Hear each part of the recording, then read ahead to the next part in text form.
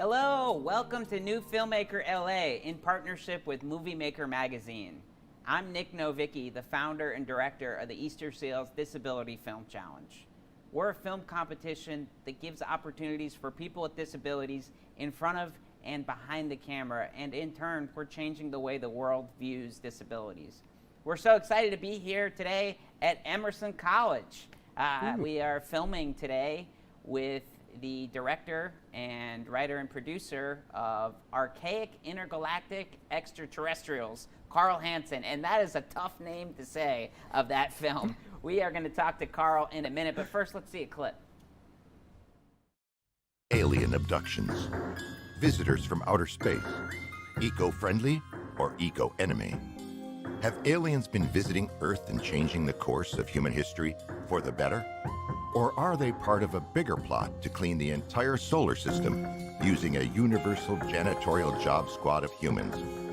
Could it be that our planet has been frequented by archaic intergalactic extraterrestrials? Hello, Carl, and thank you so much for having the most difficult film name in the planet. By design. It's part of the comedy, my friend. It's so great to see you Good today. to see you too. Great to have you. Great to have you. Great to have me. Thank you for having me. Great to be here. So much greatness. Everything's great. I am so excited that you are here. And for those of you that haven't seen this film, I encourage you to watch it. Carl, can you give a description of the film? Sure. So it was a parody of Ancient Aliens, obviously mockumentary being the genre that was required this year. We just tried to make sort of the most ridiculous comedy that we could think of. And it was Scott Rosendahl and Rob Romani and myself in the writer's room coming up with that stuff. That's awesome. And so you touched on that this year, the genre had to be mockumentary for this year's Easter Seals Disability Film Challenge. And we had themes and props that had to be done. The film was done all in the course of a week, either virtually or from somebody's house using CDC guidelines. So obviously there was a lot of things that were embedded into this year's film. But beyond that, what was the inspiration for your film? So Ancient Aliens was kind of the thing that we went in thinking, because part of the process of doing these film competitions is thinking like, what do we think other people are going to do? Like, what is sort of the traditional genre, choices? So it's like Waiting for Guffman or Best in Show, like that sort of that parody style. We're like, I don't know that from a mockumentary standpoint is something we want to do. And Rob Romani is the one who came up with the Ancient Aliens idea. And I have to say, so my son, if you watch the film, you'll see there's some like crayon drawings in it that my son had done. And when I showed him the film at the end, he's like, this is like potty humor with aliens. I'm like, that's exactly right. That's like the best description to say. And you went to film school, so you'll end up going back to your film school someday, and you're going to say, look, my son was able to describe my work the best. It's potty humor with crayons. Yeah, exactly. But it was really, really smart, and there was so much comedy that went within, and a lot of amazing graphics. So your film was nominated for Best Editor. Matthew Placencia, who is a disabled editor too, which was really cool. Yeah. But I can't believe how much graphics you guys had. Can you talk a little bit about what you did and your thought process on the film with all of that? So the best thing I can tell you about doing film challenges is prepare as much as you possibly can, okay? I say that. I did not prepare as much as I could for this particular one, and I had no plan for those graphics. My plan was, okay, I'm gonna learn Photoshop this weekend and do some rudimentary like little alien card, chalk drawing things. And I just decided on Saturday morning, so it was the Saturday, before we had to deliver on Sunday, does any graphics people around this weekend, anybody around? I just posted it on Facebook, and within like 5 minutes, I got a message from my friend Parson, and he's like, we got you. And I am telling you, when I saw those visual effects myself, I was blown away. Matthew and I woke up on Sunday morning, and Matthew's like, you have to look in the Dropbox. It is unbelievable. I'm like, what are you talking about? And I looked, I'm like, they had animated this whole thing, completely unbeknownst, with no idea they were going to do that. I mean, when I saw that film, I was like, this film cannot have been done in the course of a week. I mean, it really, the production value and the graphics, it's really pretty wild. And it was an ambitious project to do something in that ancient history kind of theme, because you're going to have to show what the pyramids look like, or what this looks like, or what aliens look like. So to be able to do that, I think was really impressive. And I think another thing that is really impressive about your film, and if I will, about all your films that you've made for the Film Challenge, is you have such a great inclusive team of, there's so many different people with disabilities that are on camera in your film, but also behind the camera. You're talking about Robert Romani and Scott, Can you talk about that and why you think that's important? Absolutely. So I've been in production my entire career, meaning like I'm a production professional. I've worked as a production assistant, production coordinator, line producer, so I've been in that space.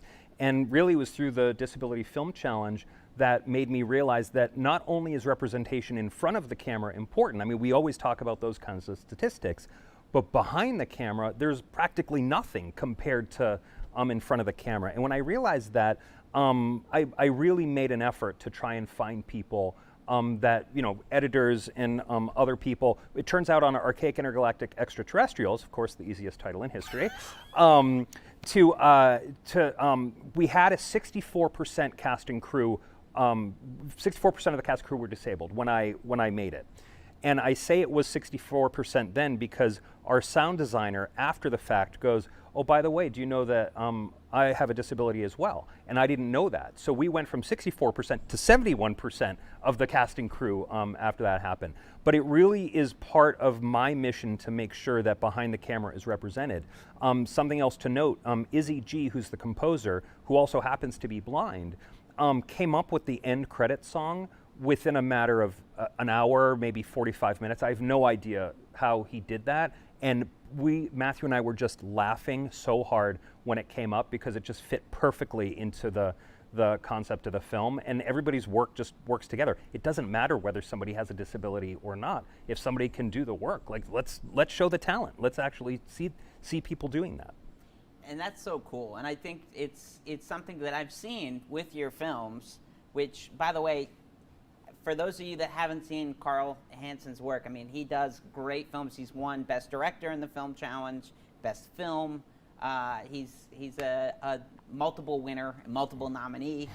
But you're, as you said, a professional. You work, I believe, for Fox Sports. Fox Sports, yeah. And so you have that professional background in production, and you are also somebody that is in a position of power, and you have the ability to look at sets that you've had and look at your career as a whole and see all the opportunities for people with disabilities that can not only work as actors and on camera, but also as editors and production coordinators and composers. So I think that you're able to bring your personal experience is pretty awesome, and something that I've seen, and now you're almost being recruited. So when the Film Challenge is announced, I think, is it fair to say that people are reaching out to you now? 100%. I seriously, many people have done that. And what I have to say too, so this weekend I'm also making a 48-hour film project, which is another film competition. But Matthew Placentia is editing it, Izzy's composing it. And so, I try and work with a lot of the same people that I've found through the Disability Film Challenge, and then sort of port over into these other projects. And something else that I really want to note too, especially when it comes to Archaic, is that you wouldn't be able to tell that anyone in the cast has a disability. It's not a part of the storyline. It's not addressed. It doesn't matter to the story, but it's true. Right? So we don't call attention to it, but that's also, I think, part of it. Not calling attention to it is really, really important. And I think that's really the most important thing moving forward for the industry to know, that when you are including people with disabilities, you don't need the storyline to be about disability. You don't need to have a storyline about me not being able to reach a light switch. It could be about me being a jerk, or it could be me being about somebody who's got, whatever. You're casting the person, not the disability. That's what it comes down to. Absolutely. And I think you do a great job with that within this film, where you have a lot of wheelchair users, and you wouldn't even know because you're not showing the chair. And I think for this year, was your film entirely remote? Entirely remote.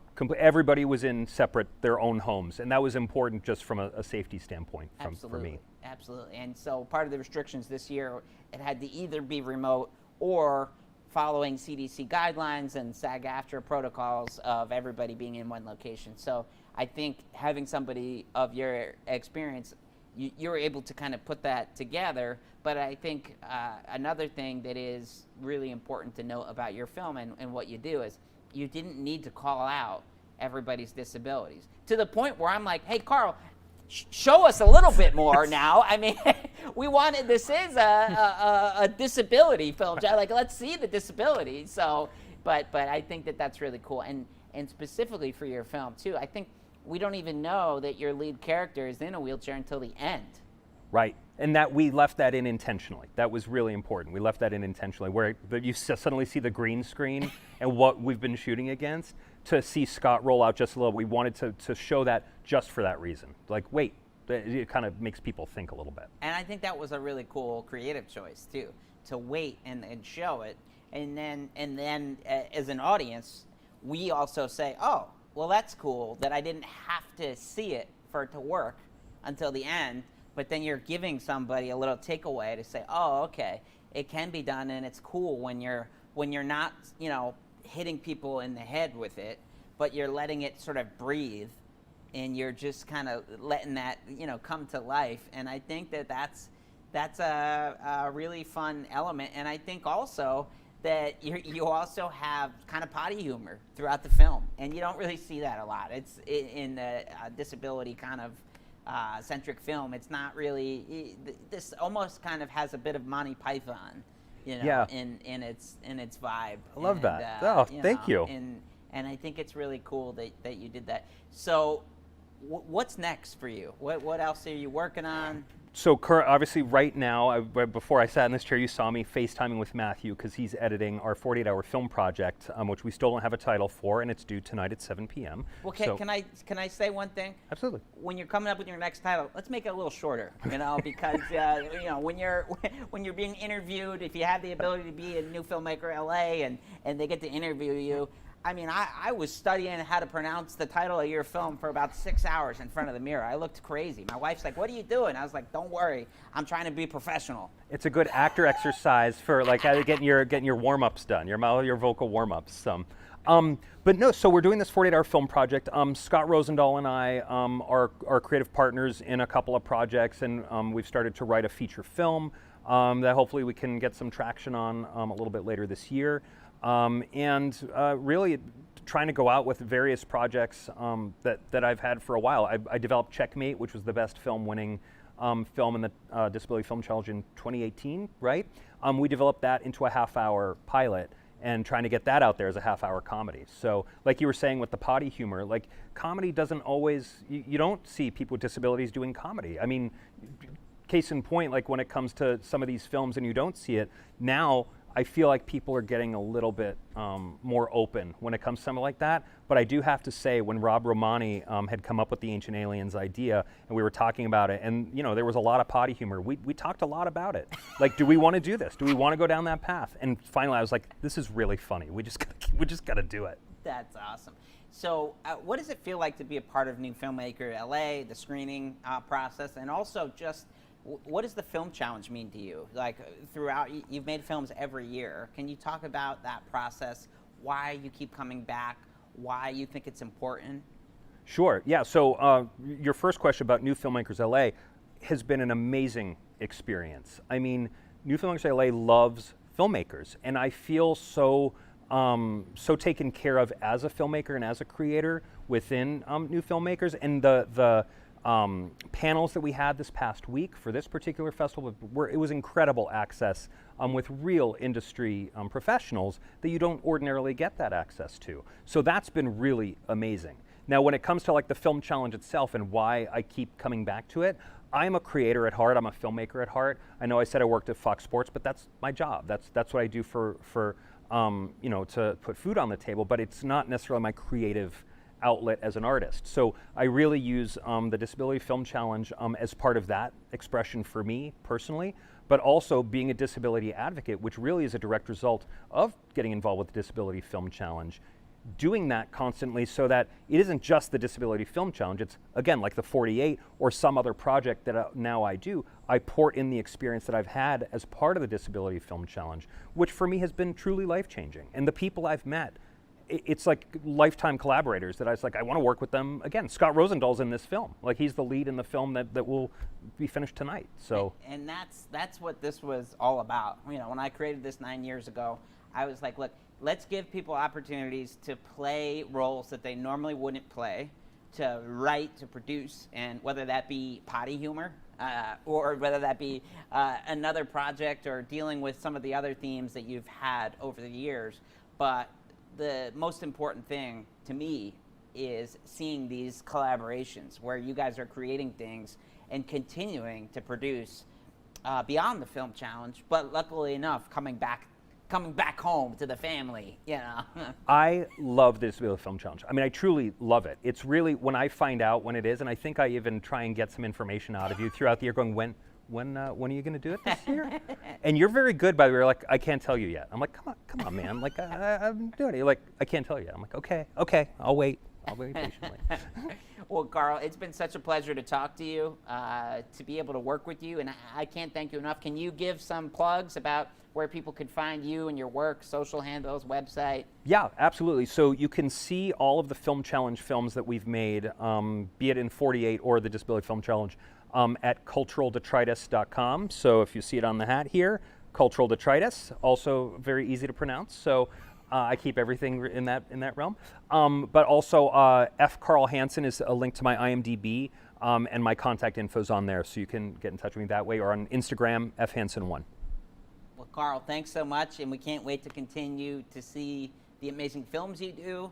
And also, I'm just excited to be here with you, and it's awesome to be in person with you after the last couple of years of a lot of virtual. Absolutely. things, so. No, thank you so much for having me. Thanks so much.